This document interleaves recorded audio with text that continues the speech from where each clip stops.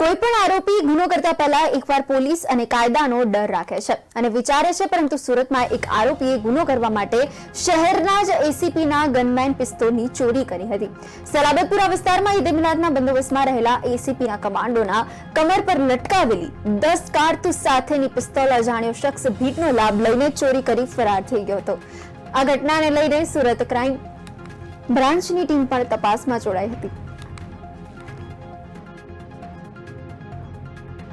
આ ઇસમનો ગુનાહિત ભૂતકાળ પણ છે। મોબાઈલ ચોરી અલગ અલગ ગુનાઓમાં પકડાયેલો પણ પહેલાં છે, પરંતુ પોલીસ અમલદારની રિવોલ્વર ચોરવા પાછળનો એનો આશય શું હતો?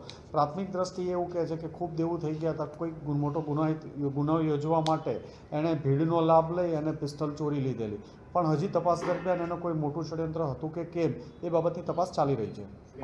ભીડમાં એ જે પોલીસ અમલદાર હતો એની સાથે સાથે જ બાજુમાં ચાલતો હતો અને એના હોલિસ્ટરમાંથી ભીડનો લાભ લઈ ધક્કામુક્કીમાં કાઢી લીધેલી। આ ઇસમ